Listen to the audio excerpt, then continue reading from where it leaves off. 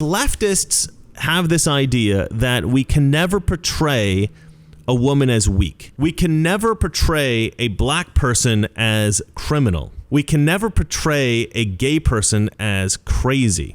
Why woke characters suck. Mr. Reagan. Now, I originally moved to California to write movie scripts, TV shows, stuff like that. And I've written a lot of stuff, so I have a pretty good idea about how to write characters in a compelling way. And one thing that has confused me in recent years is why these woke characters always suck. They always suck, right? And there's been a lot of woke characters written into film and television in recent years. And it seems to me like if you got these writers who are writing films and television shows getting paid millions of dollars, you'd think that they could construct characters that were actually compelling, that you liked, that you cared about. I mean, think about it. Are there any woke characters in media at the moment that are popular, that people actually like, that they buy the toys of, that kids like, that adults like, that anyone likes? No. And it's confusing. I don't know why I've been wondering why they can't construct compelling characters this way. And you might be watching this thinking, what does this have to do with politics? Why does this matter? And a lot of people don't watch my videos that I post about popular culture, about movies and TV shows, but I think that it is critical. Originally, one of the reasons I wanted to get into writing film and TV shows is because I wanted to help shift the culture a little bit, make it a culture that's more tolerant of conservative views, because that's definitely something we lost between the 1990s and today. We've really shifted away from conservative values, traditional Christian Western values, European values, American values. We've really shifted away from that, and that's something that was really important, an important part of television shows and films in the 1980s. You certainly had films that were a little bit more provocative, that tried to challenge conventional wisdom, that tried to challenge traditional ideas of morality and stuff like that. But then, of course, you had a lot of films that reinforced morality, they reinforced ethics, and they reinforced these things for children, right? Children could watch these things and say, okay, yeah, it's a good ethic to be a loyal person, but it's also a good ethic to think for yourself and to stand up for yourself, and it's a good ethic to beware of, bad people and stand up to them and stand up against them. Stuff like that. Now we have ethics like you shouldn't think that a guy wearing lipstick is weird. That's normal, right? That's the ethic that's being taught to our kids now in the popular culture. And it's really disheartening, but in a way I think I've found at least one silver lining in this whole thing, which is that I now realize that there's no way that these characters can ever be popular. And there's a really good reason for that. And I'll get to that in one moment. First, of course, I have to sell you something. Our confidence levels, feelings of self-worth, our daily frame of mind, they're directly tied to our appearance. Now, many anti-aging serums attempt to capitalize on this phenomenon. However, many of these products fall short because they don't target the root of the problem. Many serums typically attempt to cover up wrinkles, which is only temporary. An alternative that I've found is collagen. This is a much better solution because it goes beneath the surface to promote skin elasticity and overall appearance. And the collagen that I use is called Ageless Multi-Collagen here from BioTrust, and I do use it.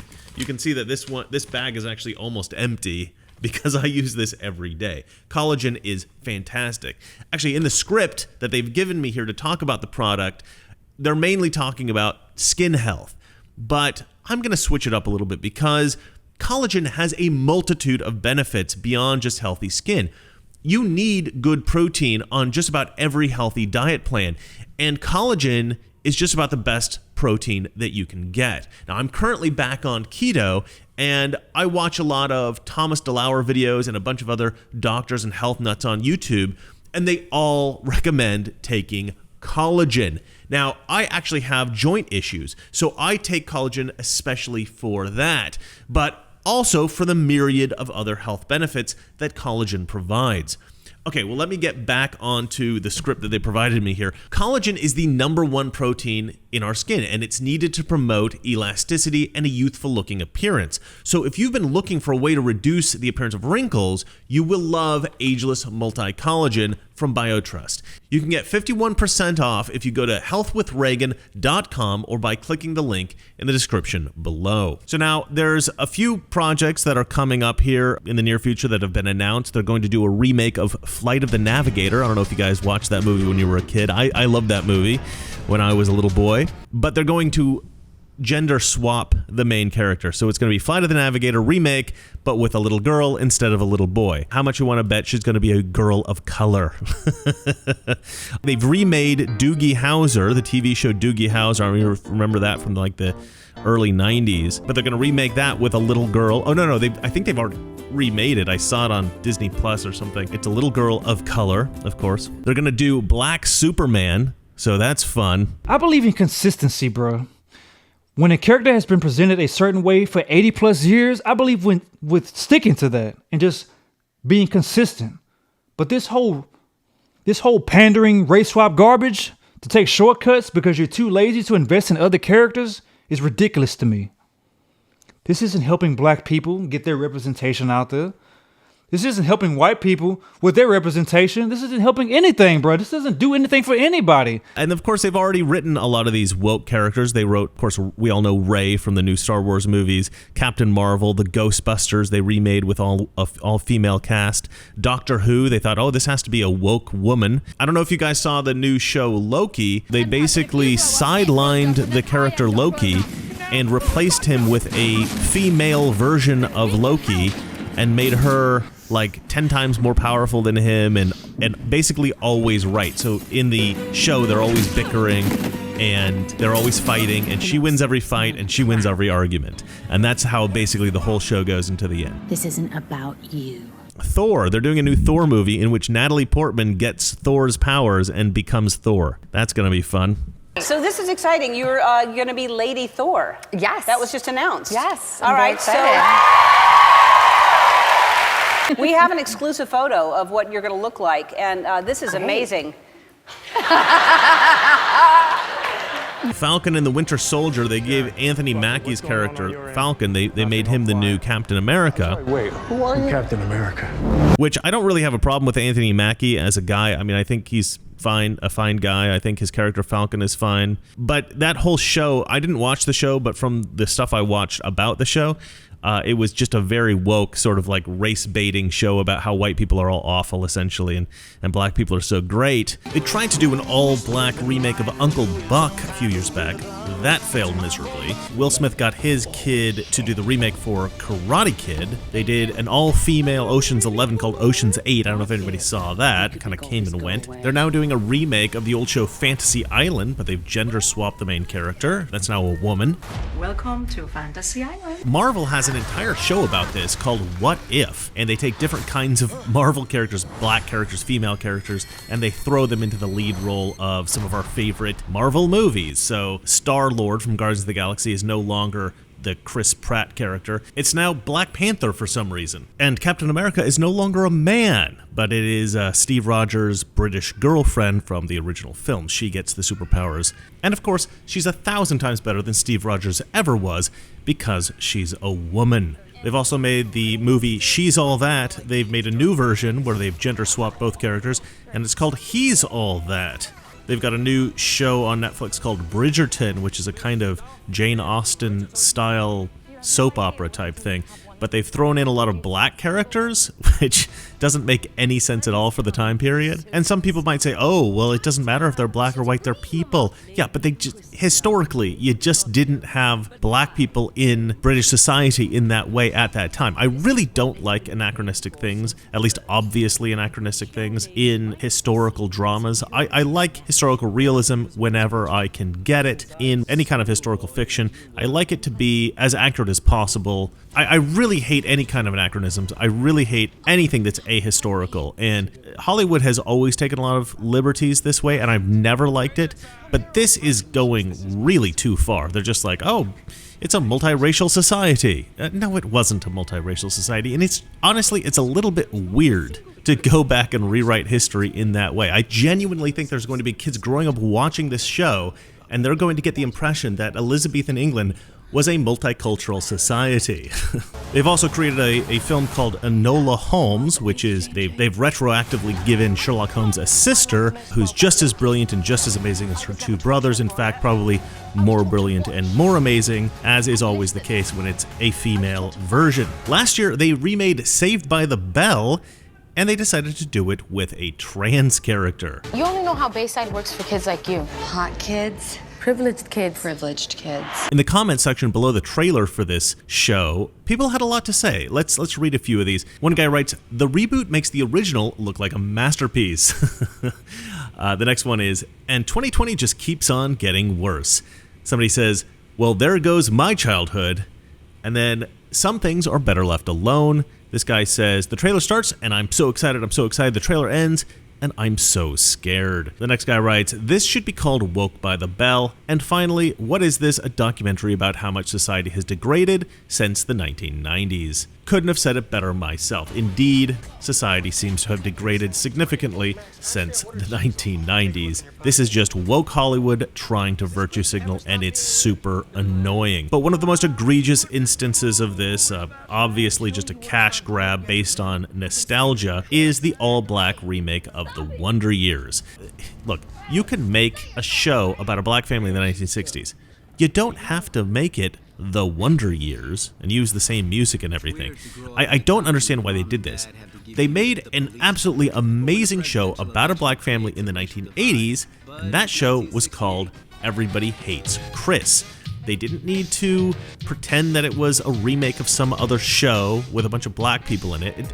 It doesn't make any sense. I understand that they're trying to cash in on the nostalgia, but the problem with that is I grew up with the show The Wonder Years. I loved that show as a kid. I'm watching this trailer and I'm not getting any Wonder Years vibes. You don't get a feeling of nostalgia from this at all with regard to the original show The Wonder Years. There's no reason to make this a remake. Just make it an original show. You're doing everyone a disservice. You're doing the fans of the original show a disservice, and you're doing the new actors a disservice on this new show, because people are always going to compare this new show to the 1980s show, because the 1980s show was a classic of television. I mean, it was seriously a great show, and this show is never going to stack up to that show. And it's not because it's an all-black cast, it's just because it's very hard to make a television show that's that good. I mean, you're not going to create a remake that's as good as the original ever. I mean, if you want to cash in, okay, I understand. But if you want to cash in with an all-black cast, that's going to be such a different show anyway. You might as well just make an original show so it is not viewed disfavorably when compared to the original. You're doing everyone a disservice, and no one is happy, and why do it as a remake? It doesn't really make any sense. Hollywood's like lost its mind. It's so obsessed with race and gender and signaling their own virtue that they don't even realize the best way to produce or market television shows anymore. It's crazy. Now, I've spoken many times about how woke ideology, SJW values ruin story, right? If you're trying to sell the audience on a particular political view or try to get them to empathize with woke characters, you're not focused on writing the best story, right? You're not thinking about what the villain's plan is, what the ending's gonna be, how to make your hero truly heroic. You're not thinking about the things to make your audience love your characters and love your story. Your focus is on the wrong things. However, until now, there's something I've overlooked. Another thing that makes woke stories, woke TV shows, woke movies terrible, and that is character.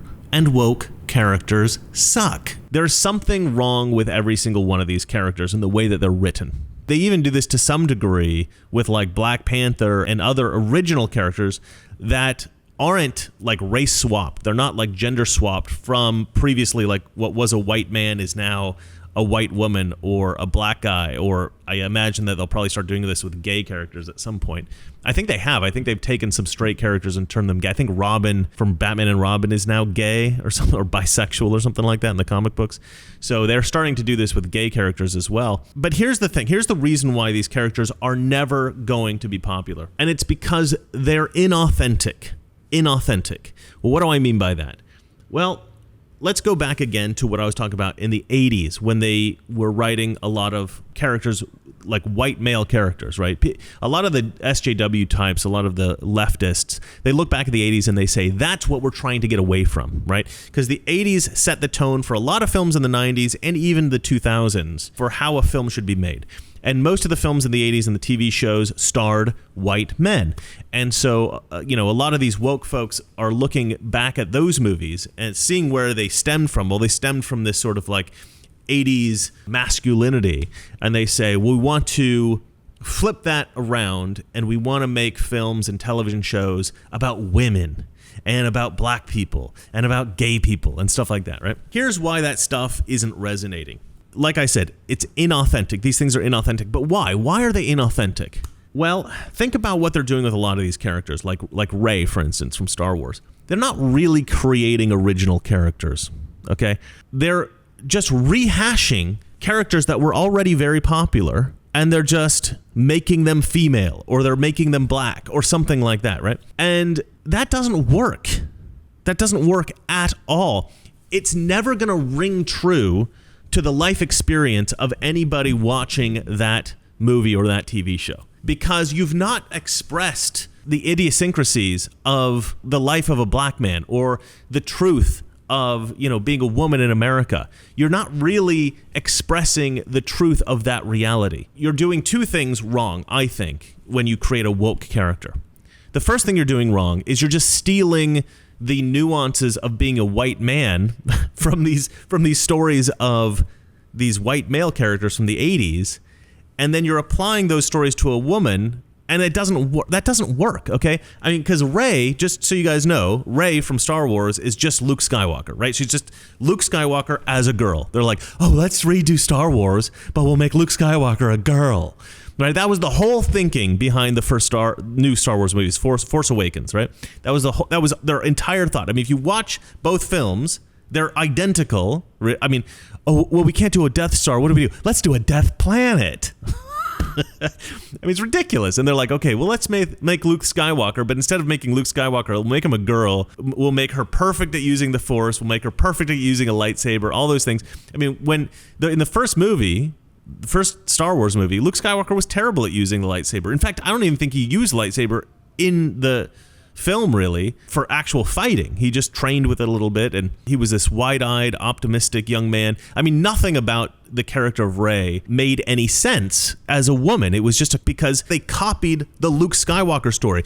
And like, okay, yeah, no boy sitting there going, oh yeah, I remember when I was on the planet Tatooine in the desert farming for water or whatever it is that Luke was farming for. But a lot of young men could relate to the struggles of Luke Skywalker because, he wanted to go do something great with his life, but he was stuck at the farm, stuck working with his uncle and his aunt. And, how many guys haven't gone, Dad, come on, let me do this or let me do that. And it was just like perfect, right? It was written in a way that everybody could kind of relate to Luke Skywalker and his ambition and his hopes and his dreams, and especially young men could relate to that. Who can relate to Rey? And this is where we get into the second problem with writing these SJW characters, these woke characters like Rey. Rey is what we call a Mary Sue character. A Mary Sue character is a girl who can do no wrong. Everything she does is perfect. She's more powerful than anybody else. She's stronger than anybody else. She can fight better than anybody else. Every idea she comes up with is better than everybody else's idea. She's like a perfect character that can never do anything wrong.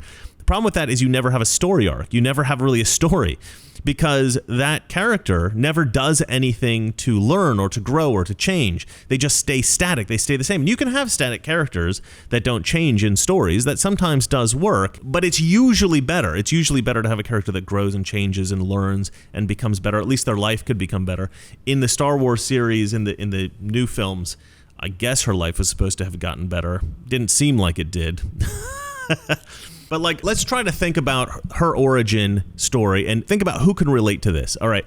So she is abandoned as a child by her parents on a desolate planet where she becomes a scrapper, essentially a street kid that goes around looking for junk and selling the junk and trying to make money from that junk, right? She's a scrapper. Her only friend is this little robot thing, right? She has no friends. She has no social life. She has no parents. She has no family. Nobody cares about her. She doesn't go to school. She's not educated in any way.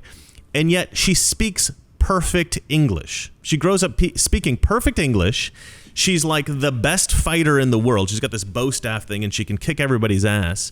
And I guess the thought is, okay, well, she grew up in the tough streets. She must know how to fight. It's like, okay, you could make her know how to fight. I could see that. But shouldn't she have somebody on that planet that cares about her, that she's friends with, that maybe trained her, something like that? No, they don't create any of those characters. They don't create any of those relationships. She just sort of, it's just like they're fully formed as this amazing person. And like, where was she educated? Why does she speak so well? I mean, none of it makes any sense, right? The whole character just starts off in this bizarre circumstance, completely unrelatable to anyone. And so you have those two problems with woke characters, and especially the ones that are copied from white male characters. To take a white male character and change the race or change the gender, they're taking with them all of this stuff from the previous character, all this stuff from the white male character that was written before. And it never quite fits. It never quite makes a character that is believable or relatable or even likable. It is worse than that, though. And this is really the crux. This is really the reason I wanted to make the video. This is why woke characters will never work, will never be able to be respected or loved on screen. And this is why this is the glimmer of hope. This is the silver lining. If you write a woke woman, or you write a woke black character, or you write a woke gay character, you can never be truly honest about their backstory as like a leftist, right?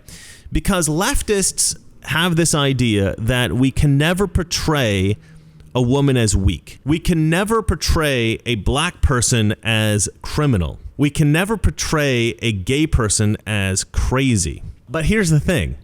A lot of women are weak, and most women are weak at some points in their lives. The truth is, most men are weak at some point in their lives. And that's why a lot of these characters from the 80s, these male characters, resonated so strongly with the men that watched the films. By the way, side note, you don't need to be the race of a character to be able to appreciate the character, right? There's tons of black guys who like Spider-Man. There's tons of black guys who like Batman. And ever since this Wakanda Black Panther crap came out, sure, there's a lot of black people who like that movie, but I don't see a ton of black people talking about how much they loved Black Panther as a character. The guys that I see on YouTube, the guys that I see talking about these comic book characters from their childhood and stuff, they still really love Spider-Man or Batman or some of the other characters from history, from the history of comics and stuff like that. They don't really, maybe they like the Black Panther, but it's not like their favorite character or anything. What does that tell you? That tells you that you can like a character who isn't your skin color.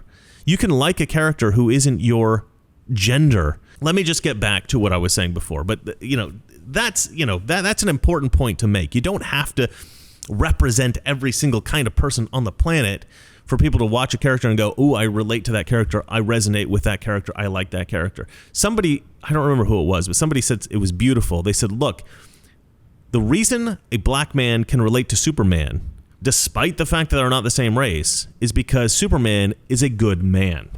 And I just love that. I love that, right? Because a lot of these characters embody certain traits, certain moralities, certain cultural ideals that you don't have to be a specific race to admire and to want to aspire to be more like. You can look at a character who's black and say, ooh, I aspire to be more like that character if you're a white person.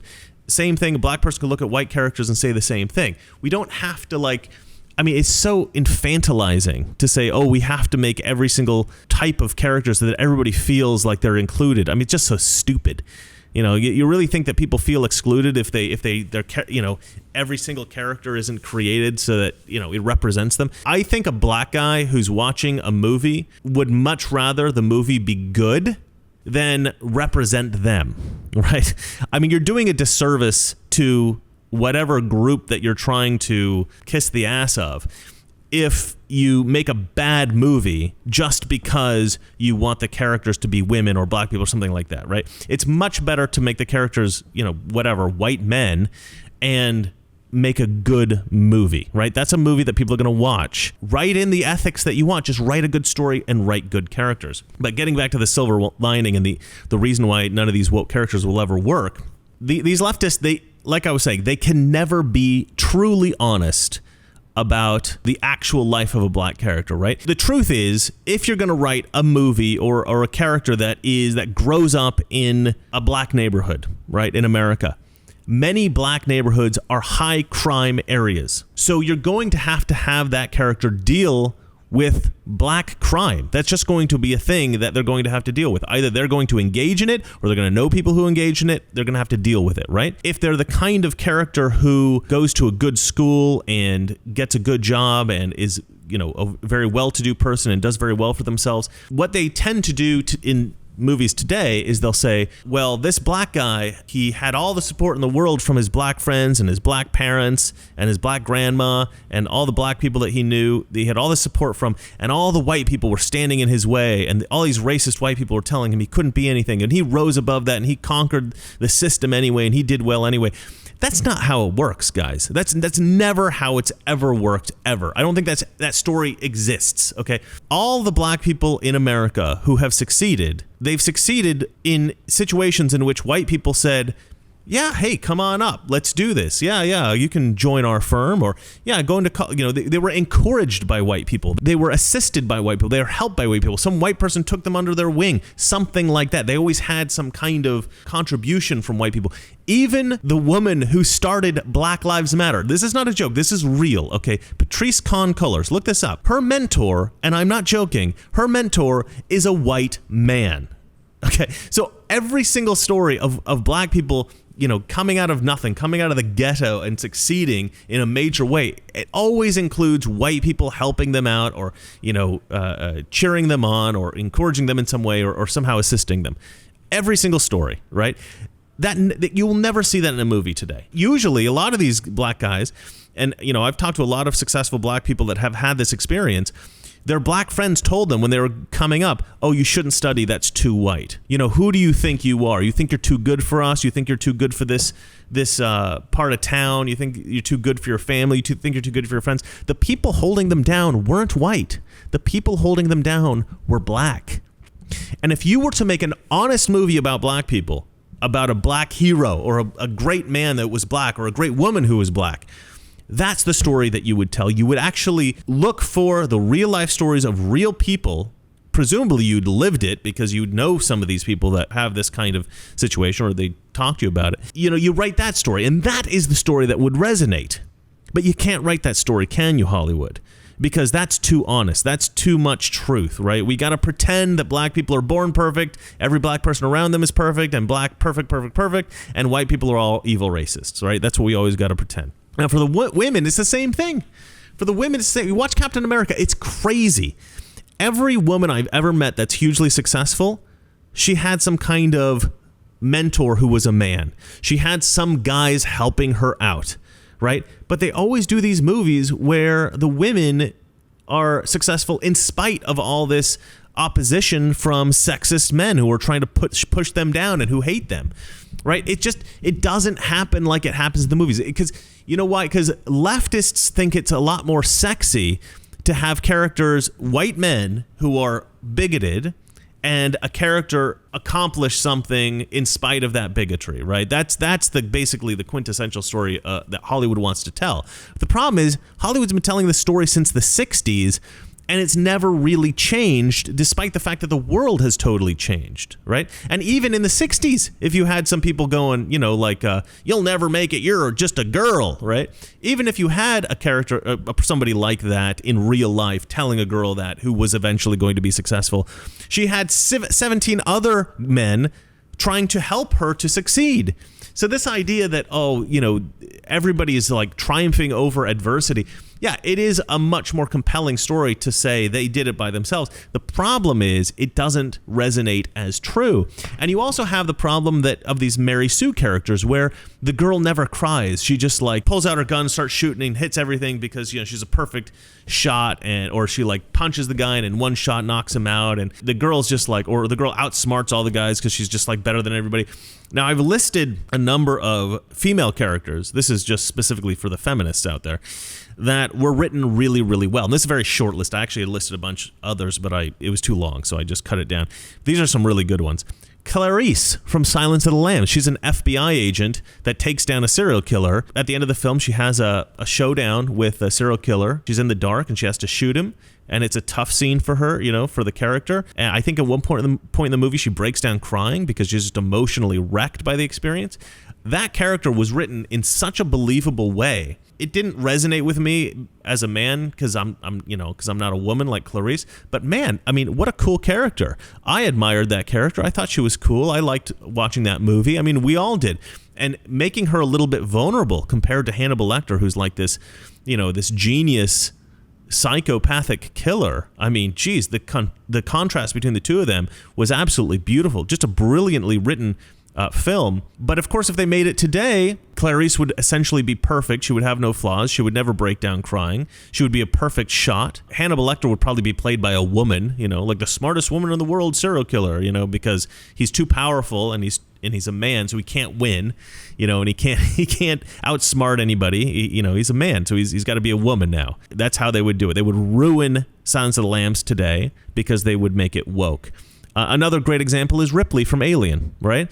You can say that Ripley is maybe one of the first, if not the first, female action hero. I mean, she is a total badass in that movie, fighting an alien, the only one to survive on the ship, you know, and she's a woman, and there were a lot of men that were killed in that movie. But what is she doing? She's struggling for survival. She's not just like amazing and just like kills the alien in one punch. She's just like barely surviving, and she's able to just she's scrappy, you know, but she doesn't lose her femininity despite the fact that she's a badass. She doesn't lose her femininity. Sarah Connor from Terminator. You can make the argument that it's a very masculine character in Terminator 2, but in Terminator 1, she was a very feminine character, and she became a little bit more masculine between films because she was paranoid about these Terminators, and she is a little crazy. She's a little crazy in the second film. She goes to kill the guy who invented the Terminators, spoiler alert, and she can't do it. She can't kill him. She breaks down crying because the emotional load is too heavy for her to deal with. That's a very female thing. You wouldn't see a man break down crying as he's trying to shoot somebody. Not, I mean, maybe, but it'd be very rare. It's much more believable to see a woman do that. And those little nuances, those little things about writing a woman make the character resonate with women, and it makes it believable for men to watch. I'd say Princess Leia, another great female character, strong, kicks ass, but still feminine, still beautiful, charming, you know, has the female charm, has the sex appeal to some degree. Daisy Duke, another great example from Dukes of Hazzard. A little bit of a silly show, but I'll tell you what, I loved that show as a kid.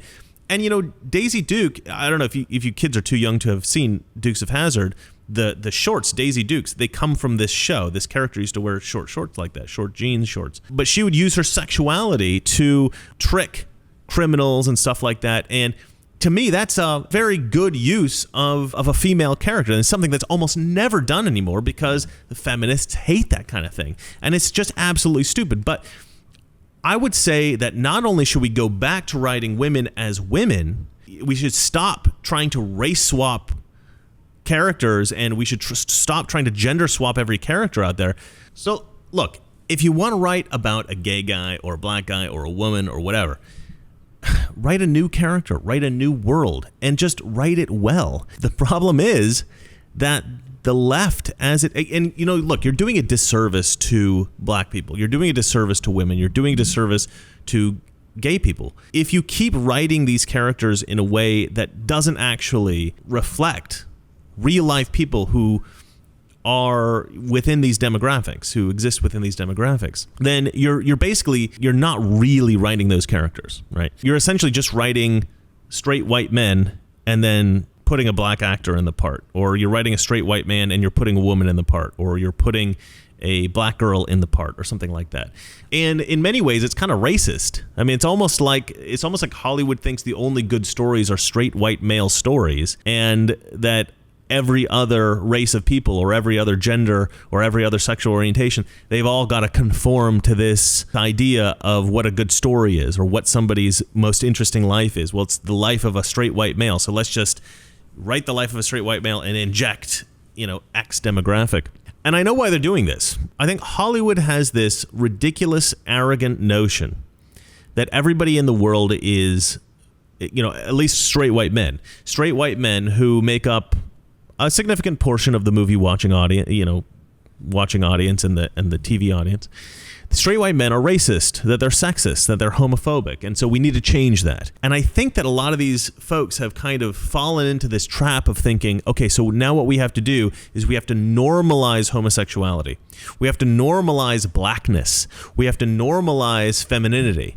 And the way that we do that is we make women more masculine. We make black people more white.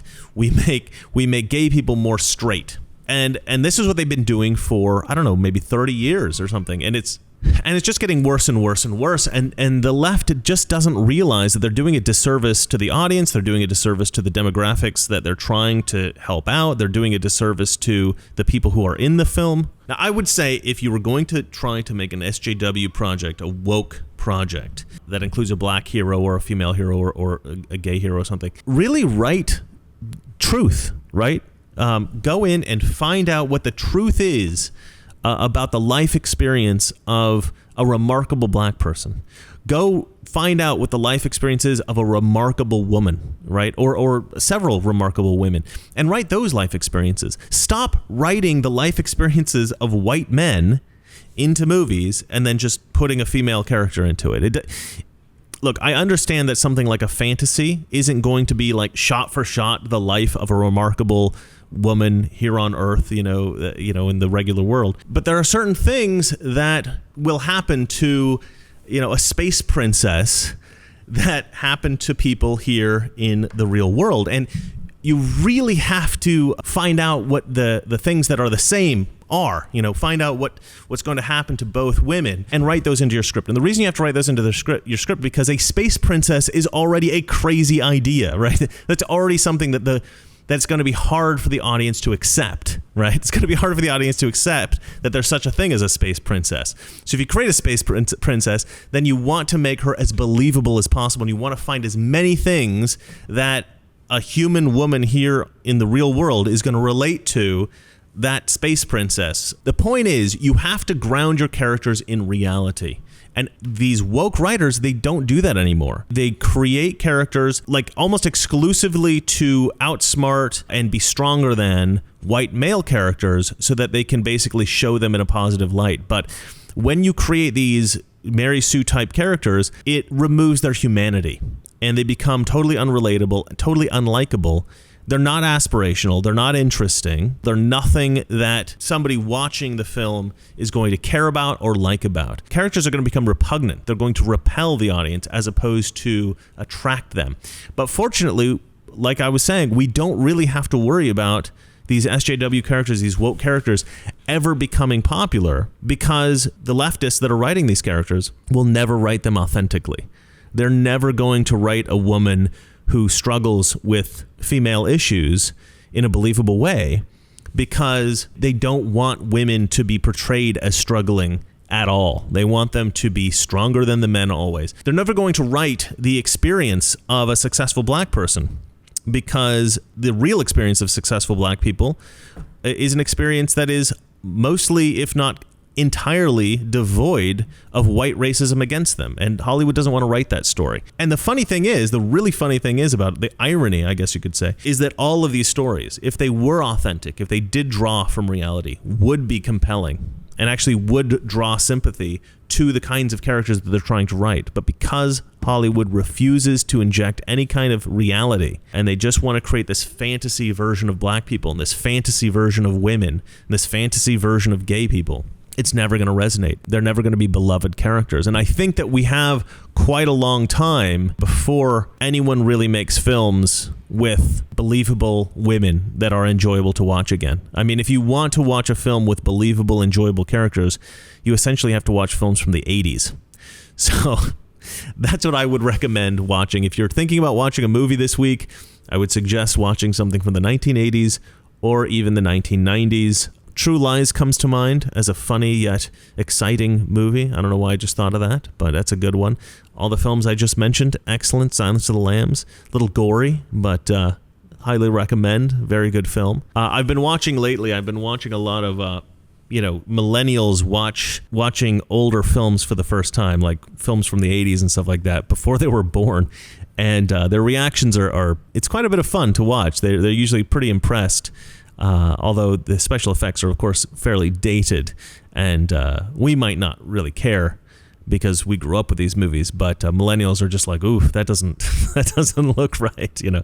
But watching somebody watch Back to the Future for the first time is quite a lot of fun. They're just like, "This is the greatest movie ever," you know.